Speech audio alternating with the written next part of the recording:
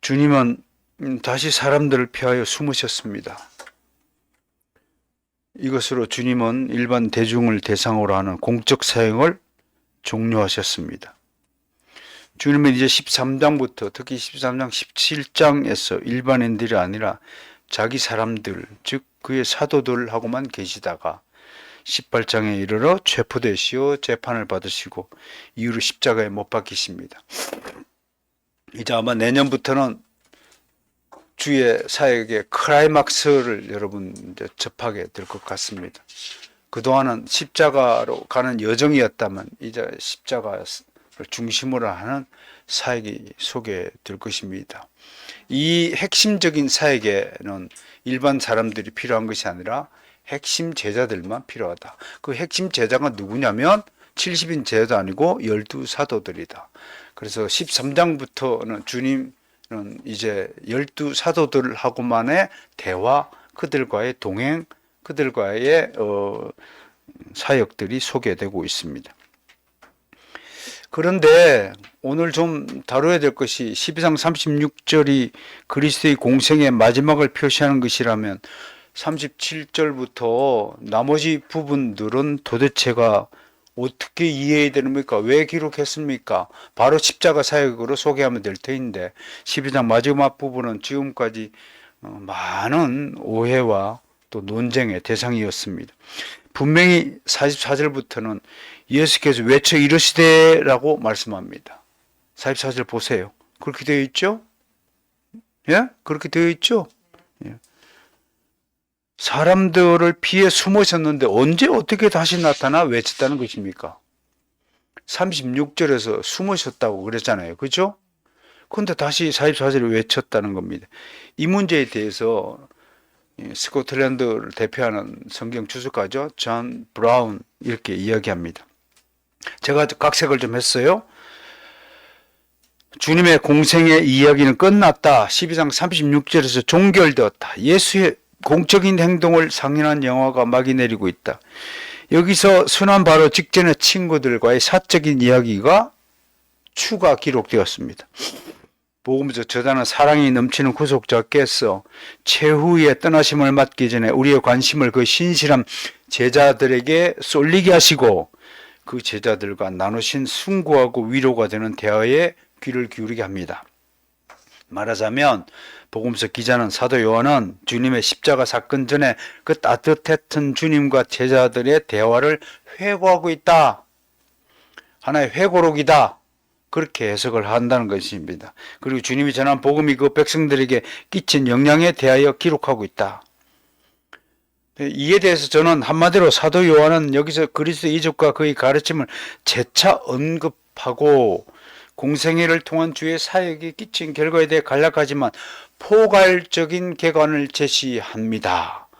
라는 것을 일단 여러분에게 소개하고 그리고 나서 그러므로 오늘의 이야기는 마지막에 자막과 함께 그려지는 영화의 에필로그 같은 것이라고 한번 해석을 해봅니다. 진짜 영화를 좋아하는 매니아들은 이 부분을 놓치기 싫어서 끝까지 자리에서 일어나지 않고 음악과 함께 이것을 즐깁니다. 이게 진짜 영화 매니아예요. 영화 끝나면 바로 자리에 일어서고 후딱 영화관 바깥으로 뛰어나가는 사람 대부분이지만 진짜 영화 매니아들은 자막을 다 보고 감독이 누구고 사진 작가가 누구고 시나리오가 누구이고 제작자가 누구이고 음악은 어떤 음악이 깔리고 이런 것들을 최후까지 놓치지 않는 것. 그러므로 12장 요한복음 12장 36절에서 마지막 끝이 몇 절인가요? 50절까지 이 부분 즉 15절은 바로 영화의 에필로그에 해당한 부분이다. 그렇게 이해하시고 앞으로 다음 주까지 2주에 걸쳐서 이 부분을 한번 우리가 여행해 보면 좋겠다라고 소개하는 것입니다. 특별히 오늘 본문에서 유념해야 될 것이 뭐냐? 메시아이신 주님이 유대인들로부터 어떤 대접을 받으셨는가? 어떤 대접을 받으셨어요? 표적을 행하였으나 믿지 아니하였어요. 여러분 사람이 제일 기분 나쁠 때가 언제예요? 내가 실컷 얘기했는데 안 믿어요. 진짜 기분 나쁘죠. 그것처럼 대적함이 없는 거죠. 그 사람 분명한 저의 반대자가 되겠죠. 불신만큼 위험한 일은 없죠. 그걸 상기해야 되고요. 그 다음에 성령께서 이런 반대들을 어떻게 처리하시는가를 기록하고 있다. 그게 지금 이 에필로그를 기록한 사도 요한의 목적이다라고 보면 되겠습니다. 저 한마디로 성령의 효과적인 일 처리를 한번 보셔야 됩니다. 이 반대를 사도 요한이 성령께서 어떻게 처리하신가를 우리에게 소개하고 있다. 그래서 두 가지 구약 성경을 인용합니다. 하나는 이사야 53장이고 하나는 이사야 6장입니다. 53장 이야기를 지적합니다. 왜냐하면 거기에는 그가 사람들로부터 무시당하고 거부당하리라고 예언되어 있죠. 이사야 선지자는 예수님이 출생하기 전에 몇 년 전의 사람이에요? 약 700년 전의 사람이에요. 700년 전에 이미요 메시아가 사람들한테 거부당하고 무시당하고 모멸 당할 것을 예언하고 있어요. 이사야 6장 보세요. 하나님께서 그의 백성들을 어떻게 묘사합니까? 저들은 목이 곧은 백성이라 완악함, 그리고 눈을 멀게 해가지고 진실을 보지 못하도록 만들었다. 듣긴 들어도 듣지 못하고 보긴 보아도 보지 못하고 깨닫지 못한다. 그게 하나님께서 그렇게 만들어 주셨다는 거예요. 아더 핑크는 이에 대해서 기독교에 대해 반하여 제기된 바로 그 반대야말로 기독교를 옹호해주는 결정적인 논구가 된다고 설명합니다. 여러분, 다른 종교는 그렇게 반대가 없어요. 중국에 가보면 불교가 포교를 해도 이슬람이 포교를 해도 온갖 잡것들이 이단들이 다 희한한 옷을 입고 막 거리를 활보하고 행사를 해도 절대로 공안들이 타치하지 않아요. 오직 기독교만 들어가면 환장을 하는가 봐. 이 귀신들이 눈이 이래가지고 괜히 화를 내면서 왜 저 사람은 화를 안 내고 우리만 화를 내냐고 자기도 모르는 거야. 이것을 성령께서는 이미 구약 성경 이사야 선지자를 통해서 구약 성경 기록해 둔 거예요. 누가 그렇게 만들었다고요? 하나님께서 복음을 거부하는 자, 왜? 사탄의 자녀들의 눈을 멀게 한다 라고 만들어 두셨기 때문에 그렇다는 거예요. 그건 기독교의 반대가 심할수록 진짜다. 혹시 고난 중에 있는 분 계십니까? 고난이 깊을수록 당신은 진짜 하나님의 자녀라는 사실을 역설적으로 증명한다라고 말할 수 있을 것입니다. 주 예수께서 그의 동족에게 죽임을 당하신 바로 그 사건이 그가 그들의 메시아임을 입증해 준다. 믿습니까? 세상 가운데 그냥 잘 먹고 잘 살고 할수록 세상에서 큰 자가 하나님 나라에서 가장 작은 자입니다. 세상에서 행복한 자가 하나님 나라에서 가장 불쌍한 자일 수도 있습니다. 그것을 위로로 삼고 굴하지 마시고 여러분들 신앙의 길을 꿋꿋하게 걸어가시기를 권면합니다. 인간의 부패성이 얼마나 극악합니까? 인간의 부패성은 불신을 잉태합니다. 37절이 그것을 웅변합니다. 37절 하나 다 읽으시죠. 시작. 이렇게 많은 표적을 그들 앞에 행하였으니 그를 믿지 않아요. 예수님이 사실은 불신자들은 절대로 믿지 아니할 것을 모르시고 말씀을 전하셨을까요? 저는 아니라고 봅니다. 다 아십니다. 그럼에도 참 희한한 거죠. 내가 아무리 얘기해도 저 사람 믿지 않을 거다 그러면 우리 같으면 포기할 거잖아요. 소용이 없을 것이다. 그럼에도 하나님은 계속 그 귀에 대고 하나님 말씀을 전하는 거예요. 왜? 그것이 주의 일이기 때문에 그래요. 여러분, 내가 어떤 선의를 가지고 어떤 한 사람에게 계속 선대하고 대접해도 그 사람이 나를 계속 욕하고 계속 비난하고 그래서 선을 행하다가 낙심하지 말라고 하십니다. 낙심이 돼야 안 돼요. 낙심이 됨에도 그걸 중단하지 말고 계속 해야 될 일이 뭐예요? 그 결과가 중요한 게 아니라 그렇게 하는 것이 주의 일이기 때문에 그렇게 하는 거예요. 결과를 보지 마시란 말이에요.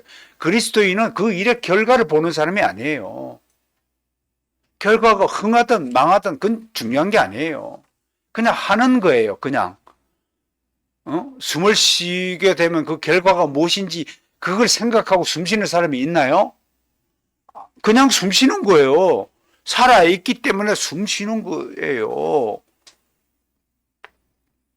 그러니까 낙심이란 단어 생각하지 마세요. 실망하지 마세요. 아파하지 마세요. 그냥 즐기세요. 그리고 고통이 오면 이 또한 지나가리라. 그렇게 좀 담대한 마음가짐으로 좀 멀리 내다보고 깊은 숨을 들이키고 좀 긴 인생을 좀 살아가시면 좋겠어요. 근데 긴 인생이라는 표현도 잘못됐네요. 우리는 영원한 인생입니다. 그러니 이 땅에서 80년, 90년 살면요. 너무나 짧은 순간이 아니겠습니까? 주님은 수많은 표적을 보이셨지만 사람들은 여전히 주님이 하나님이 보내신 메시아를 믿지 않습니다. 얼마나 더 많은 표적을 보여줘야 믿을 수 있을까요? 실상 주님이 행하신 표적은 수적으로도 부족하지 않았습니다. 세상의 이스라엘 역사에서 예수 그리스도만큼 기적과 이적을 많이 보이신 분이 어디 있습니까? 이스라엘 역사에요.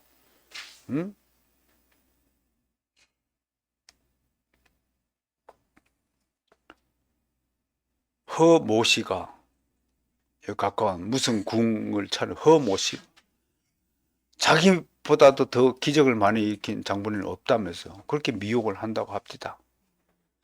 그래서 어떤 기적을 보인지 제가 기억을 하지 못하니까 아무튼 희한한 기적이 있나 봅니다. 주님의 표적, 이적과 어떻게 비교할 수 있겠습니까? 수준과 가치적으로도 특별한 것들이었죠. 주님은 거의 모든 가능한 이적을 행하셨습니다. 병자 고치셨죠. 마귀 추방하셨죠. 바람과 바다를 잠잠게 하셨죠. 물로 포도주를 만드셨죠. 배고픈 이들을 먹이셨죠. 오병이어 사건이죠. 인간의 속에 품은 악한 생각을 폭로하셨습니다. 다 아시는 겁니다. 네가 뭔 생각을 하고 있는지 다 아신다고 하신 그것도 기적이죠. 죽은 자를 다 살리셨습니다. 무엇보다도 주님의 이적은 아무도 보는 이 없는 곳에서 행치 않으셨습니다. 밝은 대낮에 수많은 증인이 보는 앞에서 공공연히 행하였습니다.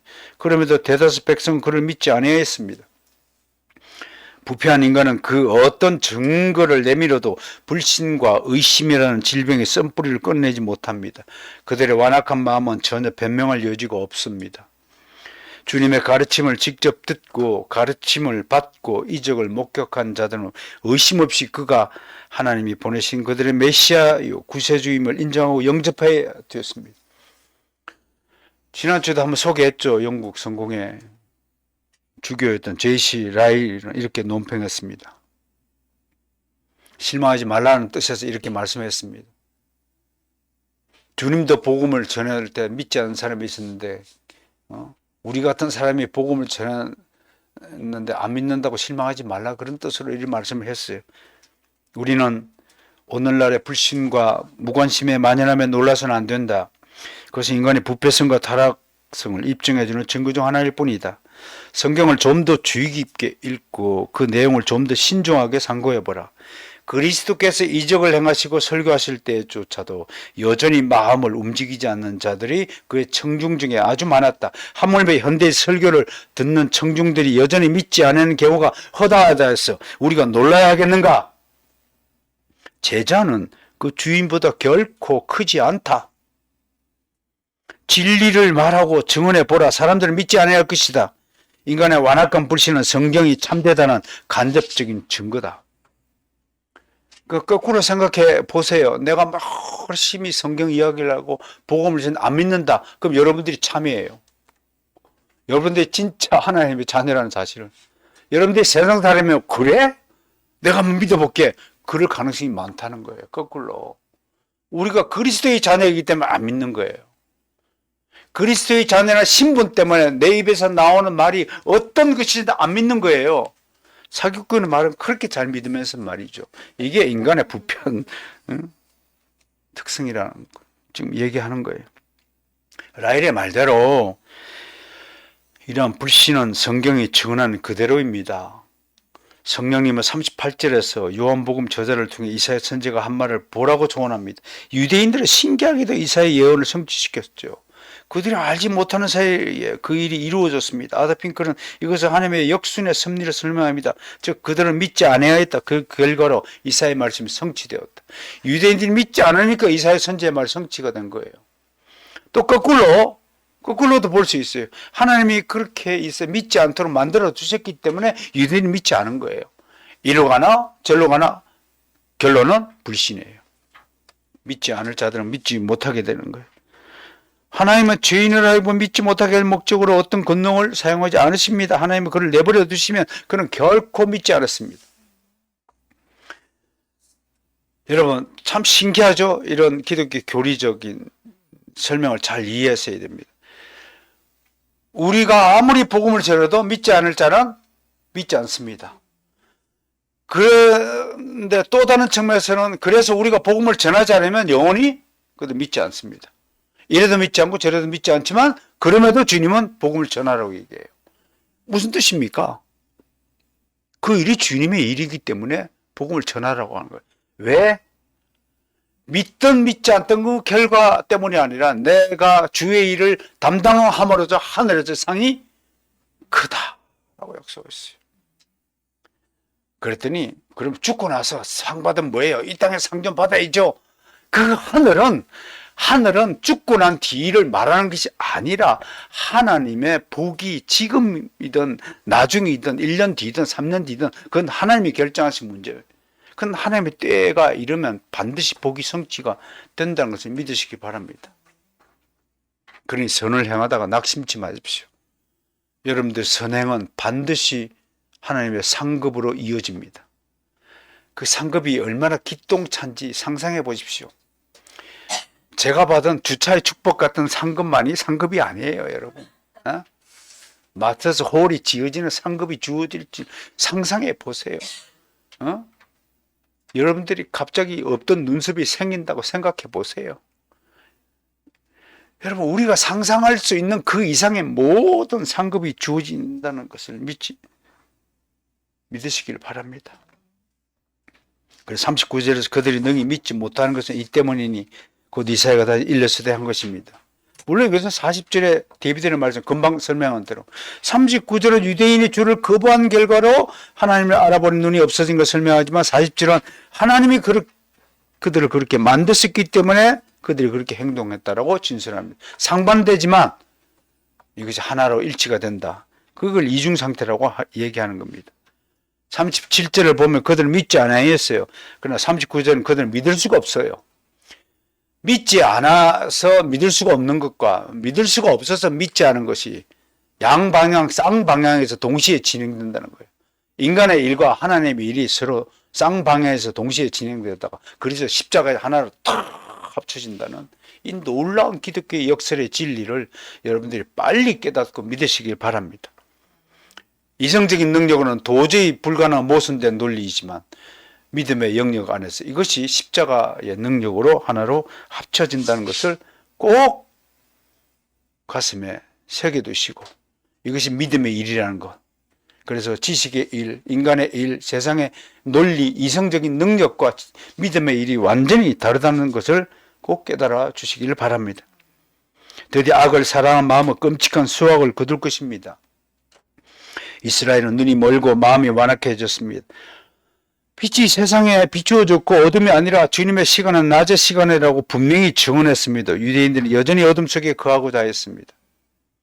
저에게도 이런 사람이 있습니다. 몇십 년을 예수님을 이야기하고 소개해도 여전히 자기 방식대로 인생을 살아가는 사람이 있습니다. 그분은 여전히 어둠의 세상에 살고 있습니다. 불쌍한 사람입니까? 주님이 계시는 동안은 계속하여 낮입니다. 그런데 왜 사람들이 주님을 영접하지 못하는 것입니까? 사도 바울이 이렇게 증언하였습니다. 함께 읽죠. 이러므로 하나님이 미혹의 역사를 그들에게 보내서 거짓 것을 믿게 하시며 진리를 믿지 않고 불의를 좋아하는 모든 자라이고 심판을 받게 하려 하심이라. 저는 이 구절을 읽으면서 한국 사회에서 이런 일이 비일비재하게 지금 일어나고 있다는 것을 알게 됩니다. 죄를 지었고 감옥에 갔음에도 불구하고 죄를 인정하지 않습니다. 500만 원 벌금형을 선고받고도 벌을 받지 않았다고 잘못이 없느냐고 되의로 호통을 치는 세상입니다. 인간이 하기 제일 힘든 것 중에가 하나가 뭔 줄 아세요? 제가 잘못했습니다 라고 인정하는 말이래요. 그것이 죄인의 특성이라는 것을 우리는 분명히 알게 됩니다. 왜? 그 사람에게 죄책이 분명히 있는 거지만 그 배경에 보니까 하나님이 미혹의 역사를 그에게 덮으시었기 때문에 아무리 귓구멍에 대고 예수님의 복음을 전한다고 할지라도 들리지가 않는 겁니다. 그러니까 세상의 말은 듣는 귀만, 육적인 귀만 가진 거지 영적인 귀가 없다고 할 것입니다. 히브리서 기자는 우리가 이같이 큰 구원을 등한히 여기면 어찌 그 복음을 피하리요? 라고 호소했습니다. 이사야는 너희는 여호와를 만날 만한 때에 찾으라. 가까이 계실 때에 그를 부르라. 예레미야 선지자도 부르짖으라. 여호와께서 너를 만나리라 라고 외쳤지 않습니까? 그러므로 복음을 들었을 때 그것을 믿고 순종하며 영접하는 자가 참으로 복된 자입니다. 살면서 우리는 수많은 기회가 나에게 주어질 것이라고 생각합니다. 그러나 구원의 때는 자주 오는 것이 아닙니다. 이미 지나간 줄도 모릅니다. 끝나버린지도 모릅니다. 이런 위기감을 가져야 됩니다. 그 구원의 밧줄은 필요한 때 적절한 주의 종을 통해 전도자의 초청을 통해 전달됩니다. 특히 주의 종의 권면을 듣고 한번 왔다가 돌아선 자는 다시는 회개의 기회를 얻지 못한다는 말을 기억해야 됩니다. 이게 굉장히 위험한 일입니다. 그런데 수많은 사람이 그 초청에 응하지 않습니다. 진실로 생명의 선물을 주고자 하는 주님의 초청을 거부하고 미혹의 세상 것들을 더 좋아하고 심취하고 즐기려 합니다. 이것이 전적으로 타락한 세상 사람들의 뚜렷한 특징입니다. 그들이 마음으로 바라는 것은 오직 단 한 가지입니다. 이 세상에서 행복을 누리는 것입니다. 그것을 위해 자기 인생을 다 소모하고 에너지를 쏟아붓습니다. 안타깝지만 자문 기자의 말대로 깨닫지 못하는 자는 짐승과 같을 뿐입니다. 어떤 작곡가가 TV에 나왔더라고요. 그의 모든 인생의 에너지는 어디에 있냐면 새로운 곡을 만드는 겁니다. 그래서 새로운 곡을 만들었다고 소개를 합니다. 그 새롭게 만든 곡의 내용이 뭔지 아면 이별 노래입니다. 전 생애를 걸어가지고 만든 작품이라는 것이 이별 노래입니다. 겨우 자기 마음 쓰라린 것을 자기 스스로 위로하기 위해서 만든 노래입니다. 그 노래가 배고픈 자의 양식이 될 수 있겠습니까? 길을 잃은 자의 등불이 될 수 있습니까? 그런 싸구려 노래를 부른다고 구원받지 못한 영혼이 구원을 받을 수 있는 능력을 가질 수 있습니까? 세상의 노래가 얼마나 더듬질 아십니까? 사랑 이별 말고 다른 노래를 부르는 가수 보셨습니까? 허구날 TV에 나와다 트로트 대회를 하고 무슨 싱어 어떤다고 노래 경연을 하고 노래 가사 내용을 보세요. 뭘 노래합니까 도대체가? 진리를 노래합니까? 구원을 노래합니까? 하나님의 사랑을 노래합니까? 도탄에 빠진 백성을 구하자고 노래합니까? 뭘 노래합니까? 겨우 사랑하는 사람과의 사랑, 이별, 슬픔, 눈물, 고뇌 그것밖에 노래하지 않으면서 그 하찮은 것들을 위해서 평생의 에너지를 바친다고 고백하는 것이 얼마나 한심스럽습니까? 우리 인생이 그 정도밖에 되지 않는다면 참으로 가엾고 불쌍한 것이 아니겠습니까? 이제 41절을 봅니다. 성령님은 이사야 선지자가 무엇을 보고 이렇게 정확한 예언의 기록을 남겼는가를 말하고 있습니다. 이사야 선지자가 미리 본 것이 무엇입니까? 한마디로 주의 영광입니다. 독사입니다. 이사야 6장 첫 절을 보세요. 이렇게 되어 있죠. 주께서 높이 들린 보좌에 앉으셨는데 그의 옷자락은 성전에 가득하였고 그 보좌 위에는 얼굴을 가린 스랍이 서서 거룩하다 거룩하다 만군의 여호와여라고 외치고 있을 거라고 했습니다. 이사야는 이 광경을 보고 견딜 수 없어 이렇게 외쳤습니다. 화로다, 큰일 났다, 이런 뜻입니다.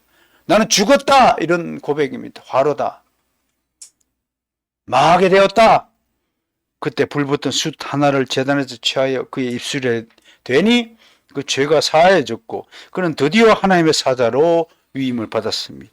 그리고 오늘 성령님이 요한복음 12장에서 이사야가 말한 것은 주의 영광을 보고 주를 가리켜 말한 것이라고 증언합니다. 이 구절은 분명히 주님을 가리킵니다. 이것은 구약 성경 전체에서 주의 신성에 관하여 발견할 수 있는 것 중 가장 순수한 기술로서 이것을 주 예수님에게 그대로 적용하고 있습니다. 오늘 성탄절입니다. 하나님이 인간의 몸을 입고 오신 날입니다. 아기 예수로 태어나셨습니다. 베들레헴의 외양간에서 그 태어나신 분이 누굽니까? 지금 스랍이 모셔 섰는 보좌에 앉으신 바로 그분이십니다. 이렇게 위대한 주님께서 그 영광을 우리를 구원하기 위해서 스스로 버리셨다는 것보다 더 크고 놀라운 이야기가 어디 있겠습니까? 진리를 깨닫지 못하고 영접하지 못하는 자들은 문제이지만 진리를 깨달았지만 그것을 공개적으로 고백하지 못하는 자들이 있습니다. 오늘 사도 요한은 이런 자들도 불신자들과 마찬가지라고 말합니다. 요한은 불신자들을 두 부류로 나누고 있습니다. 오늘 이야기의 이 백미가 바로 이 부분에 있습니다. 하나는 완전하고 적극적으로 복음을 거부하는 불신자, 다른 하나는 일시적으로 깊은 인상을 받으나 사람이 두려워서 그리고 사람의 칭찬을 사랑하기 때문에 주저하면서 몰래 믿는다고 말하거나 오히려 불신자와 섞여 살면서 그 이유를 모르면 그들에게 복음을 전하기 위함이라고 변명하면서 적당하게 어울려 사는 사람들이 그 부류에 속합니다. 실상 오늘날 교회 안에는 후자에 속한 이런 부류가 많습니다. 여기서부터 여러분 우리 모두가 겸허한 마음으로 잘 들으셔야 됩니다. 지금 설교는 듣고 있지만 아주 많은 사람이 여전히 회심의 상태에 이르지 못하고 있습니다. 듣는 척하지만 그의 생각은 다른 곳으로 여행을 갑니다. 온갖 잡념성에 빠져 있습니다. 설교를 들을 때. 그러면 성령께서 그와 함께 하지 않는다는 결정적인 증거입니다.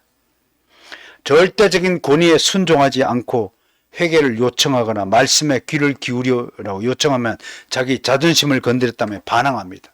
아직도 자존심이 남아있다면 그는 여전히 회심하지 않은 상태입니다. 십자가에 못 박히지 않았기 때문에 살아있는 겁니다. 육적인 것이. 제가 미친 개 불에 반쯤 거슬리다가 설죽은 미친 개 이야기했죠. 동네 청년들이 개를 잡아먹으려고 불에 구슬렸는데 개가 안 죽었어. 불에 거슬린 개가 살아나서 온 마을을 미친 듯이 돌아다녔다 이야기.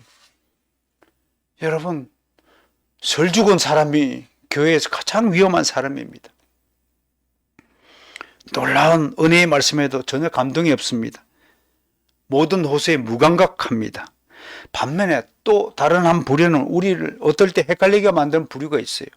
그들은 십자가의 말씀에 어느 정도 감명을 받습니다. 그들은 설교의 내용을 무시하지 않고 은혜를 받았다고 좋아합니다.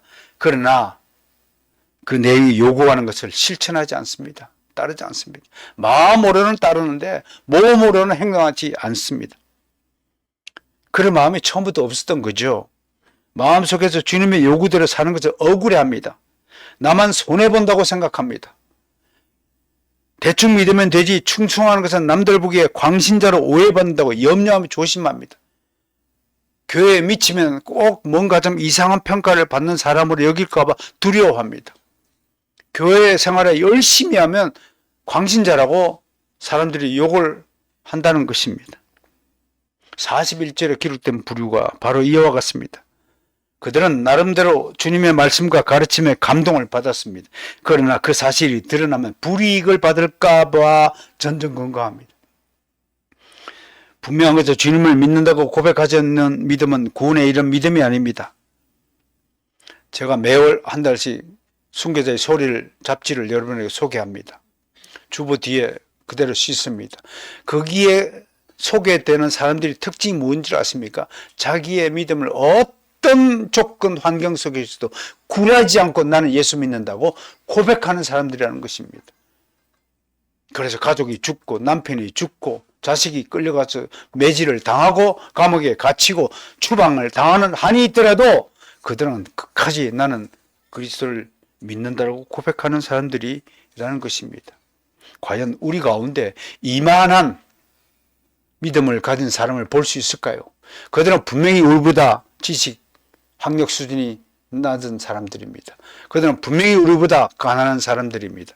그들은 분명히 우리보다 문명의 혜택을 받지 못하는 불쌍한 이들입니다. 그럼에도 그들의 믿음은 우리보다 약하다고 말할 수 있습니까? 주님의 경고를 상기합니다. 시작. 누구든지 사람 앞에서 나를 시인함 인자도 하나님의 사람들 앞에서 그를 시인할 것이요 사람 앞에서 나를 부인하는 자는 하나님의 사람들 앞에서 부인을 당하리라.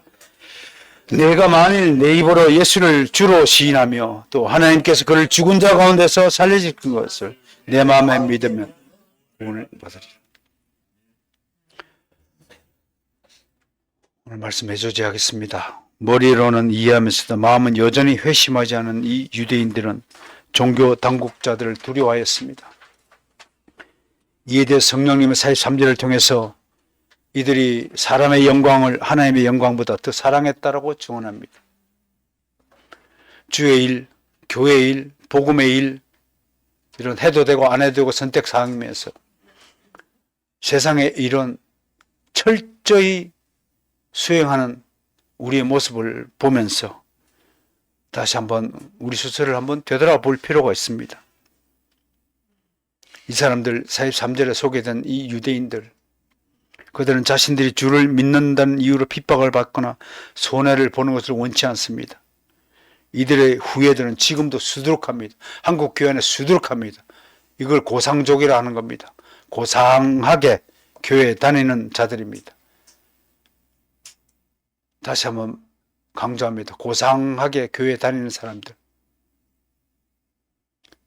이들은 십자가를 폼나게 하는 장식물처럼 여깁니다. 이들은 자기가 다니는 교회당의 건물이 좀 의리의리하지 않고 마음에 안 들면 얼른 교회를 옮겨버립니다. 교회 규모를 보는 겁니다. 그리고 다른 사람한테 내가 이 정도의 교회에 다닌다는 것을 자부심으로 여기는 사람들입니다. 그에게는 복음의 깊이라는 게 없습니다. 말씀의 씨앗이 뿌리 내리지 못한 것 때문에 그렇습니다.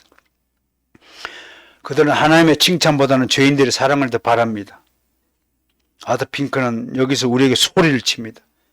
이 가련한 자들의 근시안적인 어리석음을 보라. 그들의 가련한 선택에 미친 짓을 보라. 그들에게 죽음이 닥쳐서 왔을 때 바리새인들의 호의 따위가 무슨 소용이 있겠는가? 그들이 하나님의 심판대 앞에 섰을 때 그것이 그들을 위해 무엇을 대신해 주겠는가? 여러분 죽을 때 뭐 가져갈 거 있나요? 죽을 때 알몸으로 태어났다 알몸으로 가는 겁니다. 아무것도 필요 없습니다. 죽을 때 오직 가져가야 될 것 한 가지가 있습니다. 그 믿음입니다. 믿음 없이는 천국 갈 수 없습니다. 이 믿음을 위해서 살아있는 동안 열심히 신앙생활을 하셔야 됩니다. 그래야 믿음이 커집니다. 그래야 천국 가는 굳센 믿음이 생기는 것입니다. 열심히 말씀 성경 읽고 쓰고 묵상하고 열심히 기도하고 찬양하십시오. 그것이 믿음을 키우는 겁니다. 그것 아니고는 천국에 갈 수 없습니다. 무엇으로도 대신할 수 없는 것입니다. 주님은 사람이 온 천하를 얻고도 제 목숨을 잃으면 무엇이 유익하리요라고 경고하셨습니다. 또 너희가 서로 영광을 취하고 유일하신 하나님께로부터 오는 영광을 구하지 아니하니 어찌 나를 믿을 수 있느냐. 세상의 영광을 구하고 세상의 복락을 추구하고 불나방처럼 세상의 향락을 쫓아다니다가 한 세상 허비하면 그 인생 얼마나 가련한 인생입니까? 우리는 죄인들의 사랑과 하나님의 사랑을 동시에 취할 수 없음을 명심해야 합니다. 하나님과 세상 임금 두 주인을 동시에 섬길 수 없습니다. 야고보 사도는 이렇게 얘기했습니다. 세상에 벗된 것이 하나님과 원수됨을 알지 못하느냐. 그런즉 누구든지 세상과 보시 되고자 하는 데는 스스로 하나님과 원수가 되는 것이라고 하였습니다. 하나님과 세상을 동시에 섬긴 자를 두고